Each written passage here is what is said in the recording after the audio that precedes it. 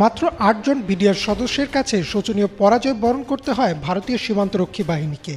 কিন্তু যুদ্ধ বড়াইবাড়িতে হলেও ঘটনার শুরু সিলেটের পাদুয়া থেকে। তৎকালীন বিডিআর মহাপরিচালক মেজর জেনারেল অবসরপ্রাপ্ত ফজলুর রহমান বিবিসিতে দেয়া এক সাক্ষাৎকারে বলেন, সিলেটের পাদুয়াতে বাংলাদেশ সীমান্তের ভিতরে দীর্ঘদিন অবৈধভাবে একটি অস্থায়ী ক্যাম্প করে রেখেছিল বিএসএফ।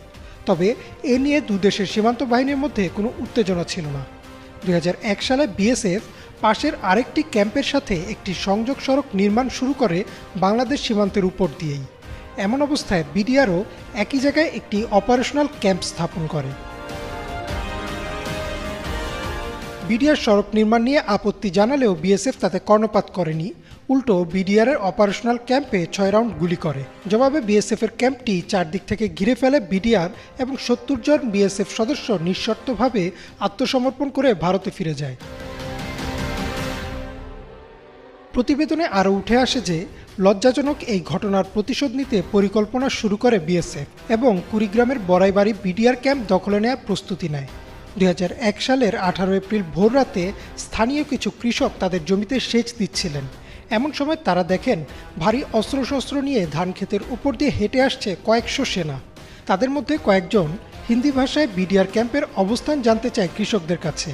কৃষকদের একজন সাইফুল ইসলাম বুদ্ধি করে তাদের ভুল ঠিকানা দেয় এবং বিএসএফ সেদিকেই রওনা হয়। সাইফুল ইসলাম বলেন, বিএসএফকে ভুল ঠিকানায় পাঠিয়ে তিনি ছুটে আসেন বড়াইবাড়ি বিডিআর ক্যাম্পে। সে সময় ক্যাম্পে ছিলেন মাত্র ৮ জন বিডিআর সদস্য। তারা এই খবর পাওয়ার পর দ্রুত গ্রামবাসীকে নিরাপদ স্থানে সরিয়ে দেন এবং নিজেরা ক্যাম্প ফাঁকা রেখে গ্রামের বিভিন্ন জায়গায় লুকিয়ে পজিশন নেন। কৃষক সাইফুল ইসলাম নিজেও আনসারের প্রশিক্ষণপ্রাপ্ত ছিলেন। তিনিও অস্ত্র হাতে নেন বিডিআর সদস্যদের সাথে। এরপর অপেক্ষা। স্থানীয় বেশ কিছু বাসিন্দা বিবিসিতে দেয়া সাক্ষাৎকারে বলেন, বিএসএফ সদস্যরা ভুল ঠিকানা থেকে আবার গ্রামের দিকে ফিরে আসে এবং বিডিআর ক্যাম্পটি খুঁজে পায়। সাথে সাথে তারা ক্যাম্প লক্ষ্য করে এলোপাথারি গুলি ছুটতে থাকে। কিছুক্ষণ গুলি ছোড়ার পর তারা ভাবেন হয়তো বিডিআর সদস্যরা ভয়ে ক্যাম্প ফাঁকা রেখে পালিয়ে গেছেন। এমন সময় বিএসএফ সদস্যদের মাঝে রেখে চারদিক থেকে গুলি করা শুরু করেন ৮ জন বিডিআর সদস্য। বিএসএফ মনে করে তাদের হয়তো চারদিক থেকে ঘিরে ফেলা হয়েছে। তারা দিকবিদিক শূন্য হয়ে এলোপাথারি গুলি করতে থাকে এবং পিছিয়ে যায়। প্রথমে গ্রামবাসী পালিয়ে গেলেও ভোর ৫টা থেকে যখন প্রচণ্ড গোলাগুলি শুরু হয়, তাদের মধ্য থেকে আনসারের ট্রেনিংপ্রাপ্ত আরও ১২ জন ফিরে এসে বিডিআরের সাথে মিলে প্রতিরোধ গড়ে তোলেন। ১৮ এপ্রিল দুপুর পর্যন্ত চলতে থাকে গোলাগুলি।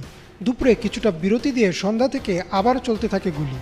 সদর দপ্তরে খবর পৌঁছালে ময়মনসিংহ ও জামালপুর থেকেও বিডিআর সদস্যরা বড়াইবাড়ি এসে পৌঁছান। ১৮ এপ্রিল সারাদিন, সারারাত এবং ১৯ এপ্রিল সারারাত গোলাগুলি চলে। এক পর্যায়ে পালিয়ে যায় বিএসএফ সদস্যরা। এই যুদ্ধে ২ জন বিডিআর সদস্য মৃত্যুবরণ করেন, আর বাংলাদেশ সীমান্তের ভেতর ধান খেতে ১৬ জন বিএসএফ সদস্যের মৃতদেহ পাওয়া যায়। স্থানীয়রা বলেন, বিএসএফের অন্তত ১৭০ জন সদস্য নিহত হয়। বাকিদের দেহ তারা ভারতে নিয়ে যেতে পারলেও ফেলে যায় ১৬টি দেহ। কিন্তু প্রকৃত হতাহতের আনুষ্ঠানিক সংখ্যা এখনও নিশ্চিত হওয়া যায়নি। কিছুদিন পর পতাকা বৈঠক করে সে মৃতদেহগুলো ফেরত দিতে চাইলেও সেগুলো নিতে অস্বীকৃতি জানায় বিএসএফ, কিন্তু পরবর্তীতে সেগুলো ফিরিয়ে দেওয়া হয়। ২০০১ সালের ৭ই মে ইন্ডিয়া টুডেতে প্রকাশিত একটি প্রতিবেদনে এই ঘটনার তীব্র ক্ষোভ জানায় ভারত। তৎকালীন প্রধানমন্ত্রী শেখ হাসিনা ভারতকে আশ্বাস দেন যে এই ঘটনার তদন্ত করা হবে এবং ভবিষ্যতে এমন ঘটনা আর ঘটবে না বলেও জানান।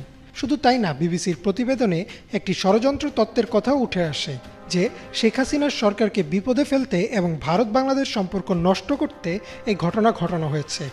আর তাই তৎকালীন বিডিআরের মহাপরিচালক মেজর জেনারেল অবসরপ্রাপ্ত ফজলুর রহমানকে তার পদ থেকে সরিয়ে সেনাবাহিনীতে বদলি করে দেওয়া হয় এবং পরবর্তীতে বাধ্যতামূলক অবসরে পাঠানো হয়। ২০১২ সালে বিবিসিতে দেয়া এক সাক্ষাৎকারে ফজলুর রহমান জানান, তার বিরুদ্ধে আনা এসব অভিযোগের কোনো ভিত্তি নেই। পেছনে কারণ যাই হোক, ২০০১ সালের ১৮ এপ্রিল ৮ জন বিডিআর সদস্য ও গ্রামের কিছু লোকের বিচক্ষণতায় ভারতের সাথে হওয়া একমাত্র যুদ্ধে জয়লাভ করে বাংলাদেশ। জেনারেল রহমান বিবিসিকে বলেন, সীমান্ত রক্ষার দায়িত্বে ছিলেন তিনি এবং আপোষহীনভাবেই তিনি তার দায়িত্ব পালন করেন আর মানুষের জানমালের নিরাপত্তা নিশ্চিত করেন।